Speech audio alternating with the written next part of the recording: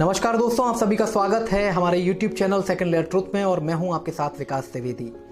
दोस्तों, शहीद भगत सिंह के चंद आखिरी दस्तावेज की इस श्रृंखला का ये आखिरी एपिसोड है। हमने पिछले सभी भागों में आपको भगत सिंह जी के द्वारा दिए गए दर्शन से वाकिफ कराया, उन पहलुओं से वाकिफ कराया, उन घटनाओं से वाकिफ कराया, उन तथ्यों से वाकिफ कराया जो कि आज तक अनछुए से थे। कब क्या हुआ, क्यों हुआ, किस तरह से वो सोचते थे, किस तरह से वो जानते थे, क्या उनकी समझ थी, क्या वो लाना चाहते थे और क्या वो करना चाहते थे, ये सब कुछ हमने पिछले एपिसोड में आपको बताया। मैंने आपको शुरुआत में ही कहा था कि मैं आपको मिलवाऊंगा भगत सिंह से, लेकिन पिस्तौल वाले नहीं, पुस्तक वाले भगत सिंह से। लेनिन की जीवनी पढ़ते थे, रूस का साहित्य पढ़ते थे, खासे प्रभावित थे, आंदोलनों की बात करते थे, क्रांतियों की बात करते थे। अच्छा, इतना पढ़ते थे इसलिए क्रांति और विद्रोह में अंतर कर पाते थे। ईश्वर के ऊपर उनका विश्वास न करना उनकी एक प्रबल अवधारणा थी। वो सोचते थे जिस तरह से उन्होंने, जब उनके मित्रों ने कहा, मैंने ये पहले भी आपको बताया है कि जब मित्र कहते थे कि ये अहंकार हो गया है तुम्हें, तुम बड़े क्रांतिकारी हो गए हो इसलिए ईश्वर को नकार रहे हो, तो वो कहते थे कि भाई दोनों स्थितियों में मुझे ईश्वर को मानना तो पड़ेगा। अहंकार तो तब कहोगे ना आप जब मैं उससे प्रतिद्वंदी उसका बन जाऊं, या मैं कहूं कि मैं ही ईश्वर हूं। दोनों स्थितियों में ईश्वर है, मैं तो दोनों नहीं कहता। इस तरह का दृष्टांत बम कांड पर सेशन कोर्ट और हाई कोर्ट में जिस तरह से वो बयान दे रहे हैं, वो बयान नहीं दे रहे हैं, वो विचार रख रहे हैं। साफ तौर पर उन्होंने कहा था कि हम तो चाहते हैं कि ये केस चले लंबा, हमारे विचार पहुंचने चाहिए लोगों तक, और ये विचार ही क्रांति लाएंगे, ये विचार ही इंकलाब लाएंगे, बम और पिस्तौल नहीं लाएंगे। जो वकील साहब से उन्होंने अपने आखिरी संदेश में कहा, कितनी प्यारी बात कही थी कि आप तर्क कीजिए, आप समझिए, आप पढ़िए और आप इतिहास से अपने समझ करके अपने विचारों को गढ़िए।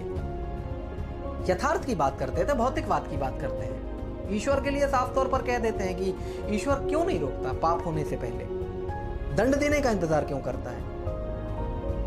नियमों की जहां बात की जाती है तो फिर सिरे से नकार देते हैं कि भाई वो कौन सा ईश्वर है जो नियमों में बंधा है, वो तो गुलाम है फिर नियमों का, और ऐसे आदमी को तो मैं, ऐसी किसी चीज को मैं ईश्वर नहीं मान सकता। दर्शन देखो आप, पहले एपिसोड से लेकर आखिरी एपिसोड तक हमने आपको यही बताने की कोशिश की है कि जिसमें विश्वास करते थे पूरी तरह से करते थे। किसानों और मजदूरों की क्रांति की बात करते हैं, व्यापारियों से कोई बुराई नहीं है। यथार्थ में जीने वाला व्यक्ति ही ऐसी बात कर सकता है।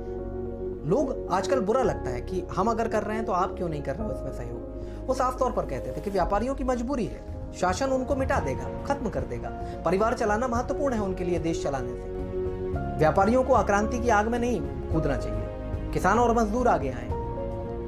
इसके साथ वो ये भी बताते थे कि नेता क्यों बच रहे हैं, कि किसान और मजदूर आगे ना आ सके। दर्शन देखिए, कमाल का दर्शन।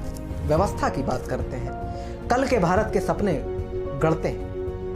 यहां तक कि कह देते हैं कि आप स्वतंत्र तो हो जाएंगे बहुत, लेकिन जो ये नियम कायदे लदे हुए हैं, इन नियमों के हिसाब से तो हम सदियों गुलाम रहेंगे। कमोबेश चीजें आज जो उन्होंने कही हैं वो सामने हैं। तो उनका जो दर्शन है, जो विचार है, जो इंकलाब लाने की बात है, उसको समझिए मेरे दोस्तों। युवा साथियों के लिए भगत सिंह आज भी एक बड़ी प्रेरणा है। भगत सिंह के बारे में नाम आते ही केवल इंकलाब जिंदाबाद का नारा मत लगाइए। भगत सिंह को जानिए, भगत सिंह को समझिए कि भगत सिंह क्या थे। भगत सिंह एक अच्छे क्रांतिकारी भी साबित नहीं हो सकते अगर वो इतने अच्छे दार्शनिक नहीं होते। वो पढ़ते थे, वो गढ़ते थे, वो मानते थे, वो समझते थे, वो अपने विचारों के माध्यम से क्रांतिकारी होना चाहते थे। वो कह रहे हैं कि बम और पिस्तौल से इंकलाब नहीं आएगा, इंकलाब तो विचारों की शान पर जो तलवार तेज होगी उससे आएगा। तो आप क्या सोचते हैं? किसी माध्यम की जरूरत नहीं है, एक अच्छे विचार की जरूरत है। आप जो विचार को आगे बढ़ा दीजिए, एक अच्छी सोच को आगे बढ़ा दीजिए, इस देश का भला हो जाएगा। तो अगर आप वाकई भगत सिंह जी के लिए थोड़ी बहुत भी इज्जतमंद सम्मान करते हैं देश के उस सपूत का जिसे हम शहीद आजम के नाम से जानते हैं, तो चलिए उनके बताए हुए रास्ते पर। आडंबर मत रचिए, वो कहते थे आडंबर नहीं रचना है। कोई बहाना मत ढूंढिए, कारण मत ढूंढिए, आत्मविश्वास जगाइए, अपने ऊपर भरोसा करिए। अपने ऊपर भरोसा करने वाला किसी के ऊपर निर्भर नहीं रहा करता। तो आप समझ चुके होंगे कि वो क्या कह रहे थे। अगर आज आप बेरोजगारी से भी परेशान हैं, आप शासन से परेशान हैं, आप प्रशासन से परेशान हैं, आप तंत्र से परेशान हैं, तो आपको इसको करने के लिए केवल आलोचना काफी नहीं है, आपको उठ खड़ा होना होगा। व्यक्ति के विरुद्ध नहीं, व्यवस्था के विरुद्ध।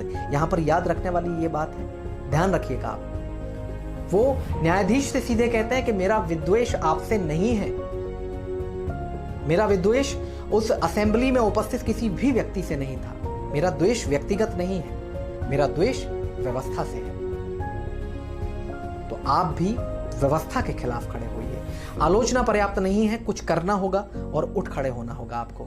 आप भी आज एक भगत सिंह के रूप में अपने आप को इस देश को समर्पित कर सकते हैं, और अगर वाकई आप ये करना चाहते हैं तो अवश्य कीजिएगा। भगत सिंह जी का जो दृष्टांत था और भगत सिंह जी की आत्मा जो थी, उसको बहुत खुशी मिलेगी और वो जीवंत हो उठेंगे आपके अंदर एक बार फिर। और यही वो चाहते थे। वो ये नहीं चाहते थे कि आप भगत सिंह हो जाएं, लेकिन जो एक विचार था उसको जिंदा करना चाहते थे, सदियों तक आगे ले जाना चाहते थे। करिए उनके इस प्रयास में सहयोग। दोस्तों, हमारी इस श्रृंखला का यही समापन होता है। ये हमारा अंतिम एपिसोड था। उम्मीद है ये श्रृंखला आपको पसंद आई होगी। इसमें हमने सभी दृष्टांत आप सभी के सामने रखे, और अगली श्रृंखला के साथ जल्द ही आप सभी से फिर एक बार मुलाकात होगी।